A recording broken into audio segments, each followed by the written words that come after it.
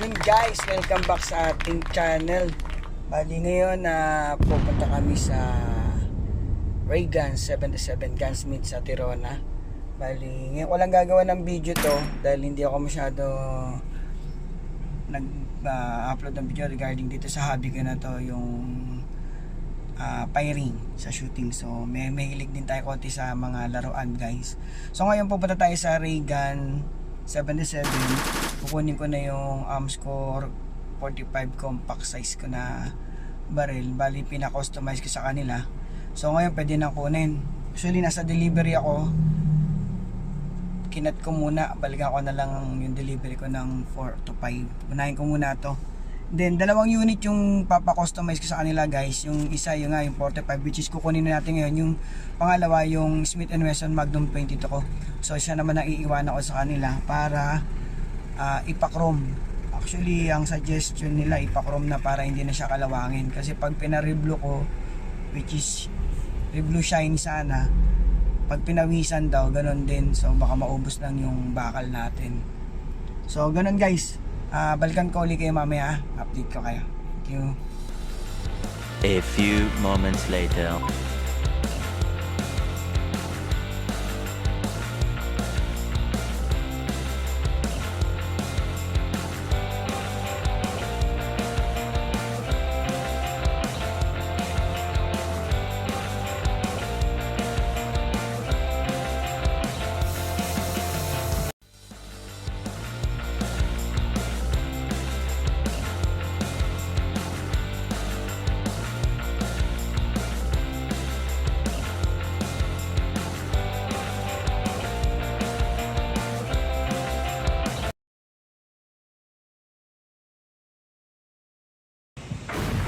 Yun guys, nakarating na tayo dito sa Ray Gun. Ayan ang office nila, Tirona Highway, Bacoor, Cavite.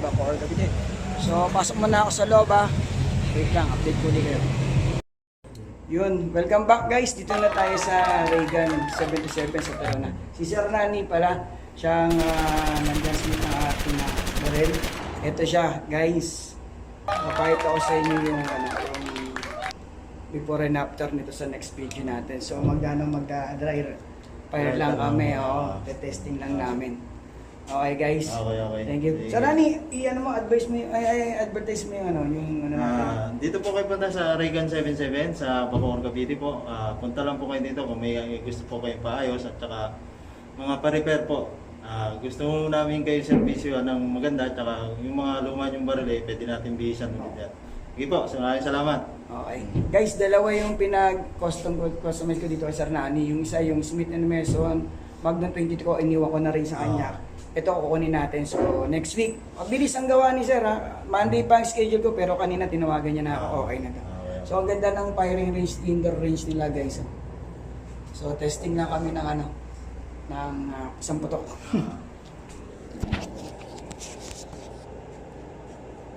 Okay na to Sir.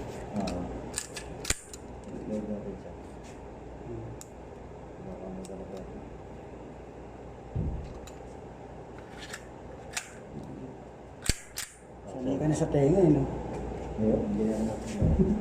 Di ba gano'ng recoil dito Sir? Hindi masyado kasi malambot na yung speed niya.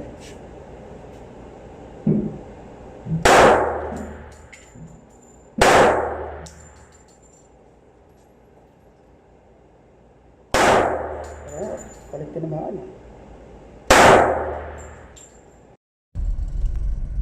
Yun! Welcome back sa ating channel mga kabady. This is my panganay ko sa life. Ito na yung second week. Papunta tayo ulit kay Ray Gun 77 sa Bacoor, Tirona Highway sila guys. So kunin natin yung revolver natin na Smith & Wesson Magnum 22. So ayos na daw siya mga 4 o'clock. Go 30 minutes kaya na siguro yung wag na traffic. So wish muna natin siya. Ito ate pa lang guys sa aking unit. Yan. Nice tayo. Nagpalit na ako ng 10 inches na unit dito sa ating Innova by the Beast.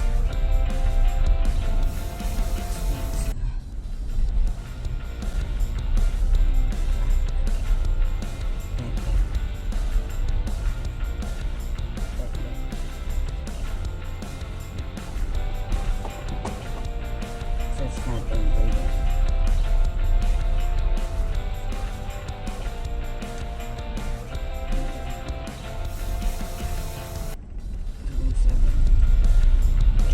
Yes. Okay.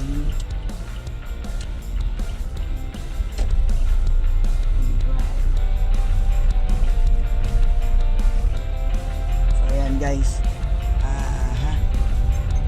Kunin natin yung ano, yung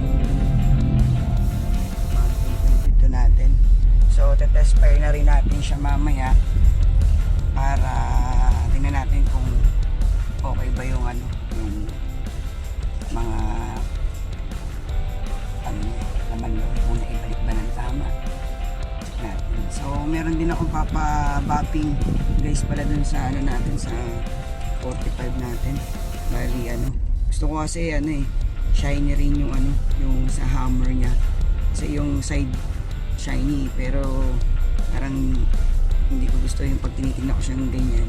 Ano din siya, walang kintab. So ganun guys, mamaya update ko ulit kayo. Okay. Bye. Yes guys, welcome back sa ating channel. Dito tayo ulit sa Reagan. Dito tayo sa firing range. Nakuha na natin yung dalawang unit natin guys. Ito na si Smith & Wesson 22 natin. Ito na si 45. Bali pinahiram ko ni Sir ano, ni Sir Nani ng bagong safety. Kasi gagawin niya pa yung sa akin, hindi natapos. Friday tapos na siya. So testing natin tong Magnum 22 natin guys ha.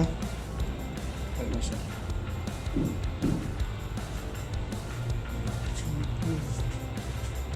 Hi guys.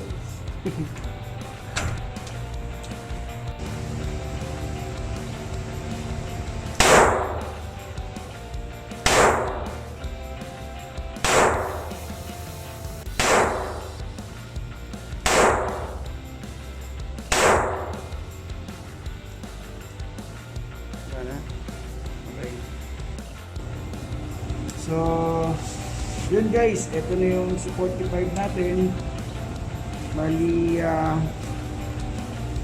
update ko ulit kayo dun sa mga pinagawa natin pagdating natin sa bahay. So, hintay ko lang sa 22 kasi nilagyan ng langis. Medyo magaspang. So guys, ito siya.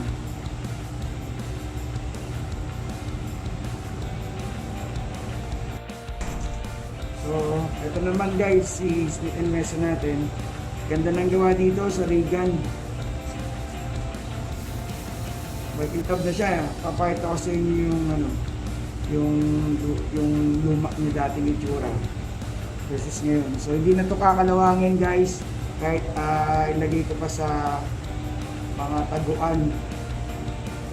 So sa mga nagtatanong guys, kung tayo dito, kailangan ng baril nga may permit to carry. So meron tayong PTC para sa mga unit natin. Kaya, tsaka meron tayong lisensya, meron tayong LTAP, Firearm Registration PTC, yun papakita nyo rito para ma-process nila yung ano, yung pagpapagawa nyo. Okay guys, ito na yung dalawang unit natin. Maganda. Touch of Reagan 77. Thank you. Bye. Shout out, Carmen Manoban. Si girlfriend ko, tsaka sa best friend niya, Joanna Nabor. Oh, may shout out. Kay Snow World pala, shout out. Naalala ko. Yes, si Snow. Thank you.